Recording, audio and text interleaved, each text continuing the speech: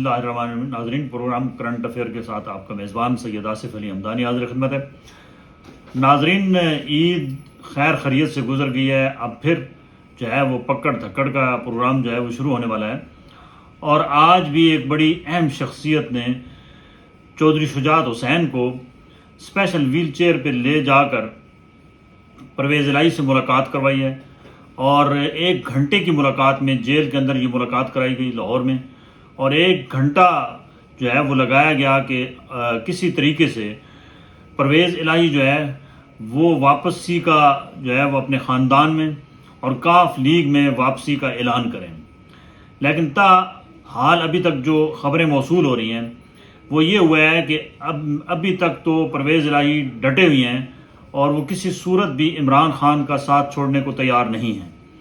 انہوں نے 2 ٹوک الفاظ میں چودھری شجاعت حسین کو کہا ہے کہ میرے اوپر جھوٹے کیسز بنائے گئے ہیں، مجھے انتقامی جو ہے وہ سیاست کا بھیڑ چڑھایا جا رہا ہے، اور میرے ساتھ جو سلوک کیا جا رہا ہے یہ ناقابل تلافی ہے.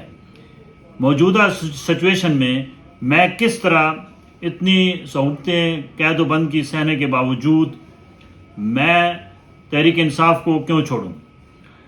لیکن پھر بھی جس شخصیت نے یہ پہلے بھی ایک دفعہ کوشش کی ہے، یہ آج دوبارہ کوشش کی گئی ہے، اور پھر کہا گیا ہے کہ آپ سوچیں، آپ کو 1 ہفتے کی مہلت ہے، اور 1 ہفتے بعد دوبارہ آپ سے تیسری مرتبہ یعنی کہ ملاقات رکھی جائے گی.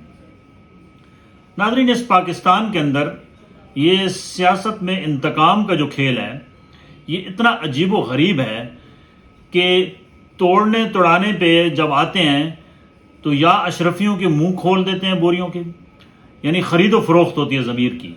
اگر وہ نہ ہو سکے تو دوسرا طریقہ یہ ہے کہ بندہ لاہور میں بیٹھا ہے تو اس کے اوپر FIR بلوچستان میں کاٹ دیں. یہ پاکستان کی تاریخ میں انتقامی کارروائیوں کا لامتناہی سلسلہ جو ہے یہ پہلے تو شروع میں اتنا زیادہ نہیں تھا جتنا اس موجودہ دور میں دیکھنے کو مل رہا ہے.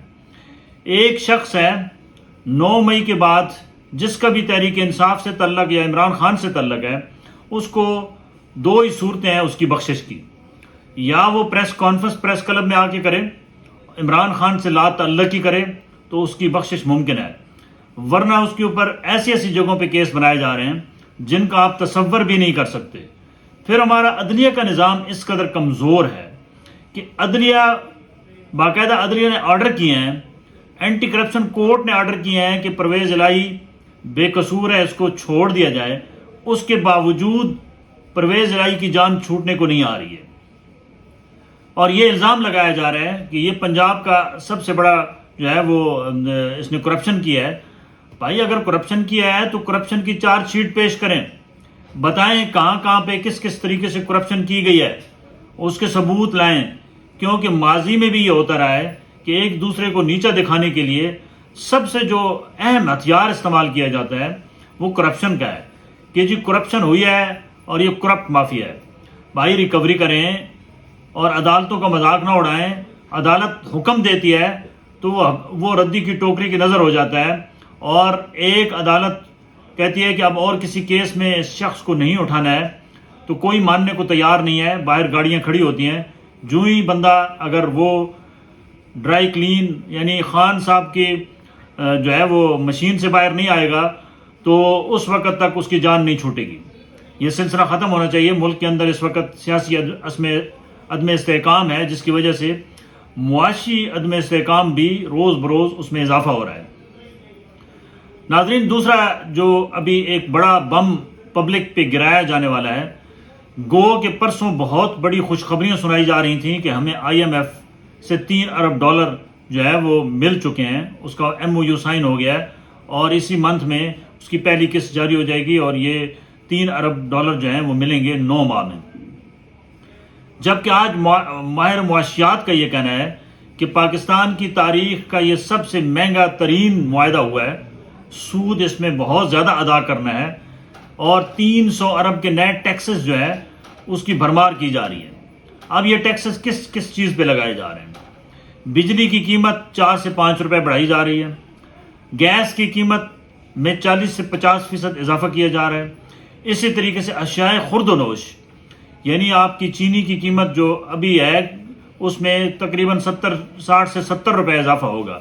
گھی کی قیمت جو گورنمنٹ نے واویلا کیا کہ ہم نے 40-50 روپے گھی سستا کر دیا ہے، اس کی دوبارہ جو ہے وہ 60 سے 70 روپے قیمت بڑھانے کی تیاریاں ہو رہی ہیں.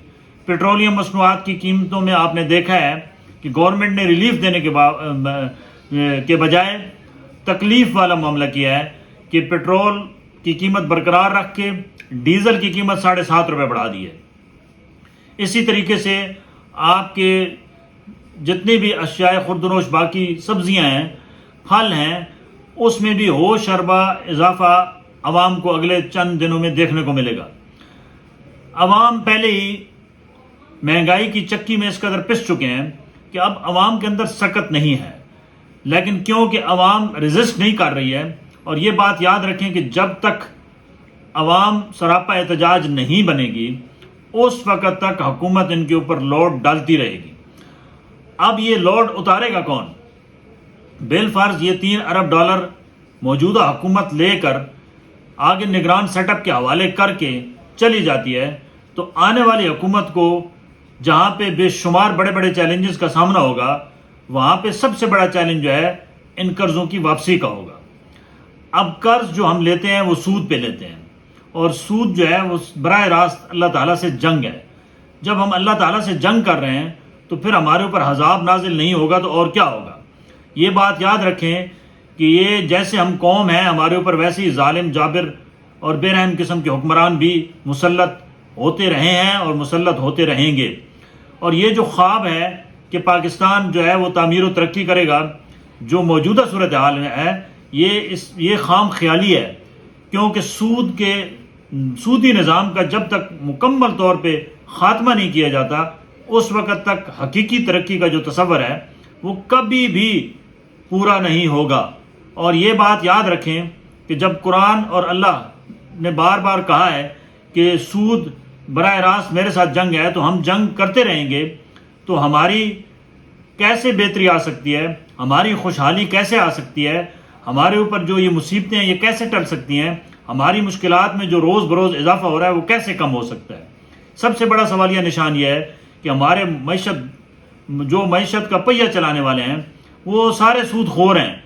ان سے جب تک چھٹکارا نہیں ملے گا، سادگی نہیں اپنائیں گے، اشرافیہ جو ہے وہ اپنی عیاشی ختم نہیں کرے گا، جو اس وقت وزراء کی فوج ہے، موج ہے، جو وزراء ہیں، جو مشیر ہیں، آگے ان کی فیملیز ہیں، وہ جب تک ہمارے ٹیکس کے پیسے کے اوپر انجوائمنٹ ختم نہیں کریں گے تب تک ہماری حالت نہیں بدل سکتی.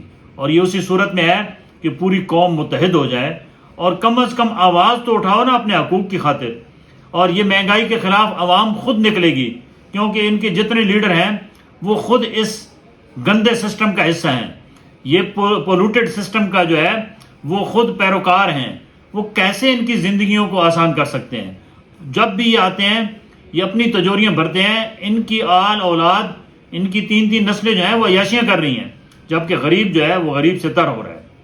اس کے اوپر قوم کو سوچنا ہوگا اور قوم کو متحد ہو کے نکلنا ہوگا.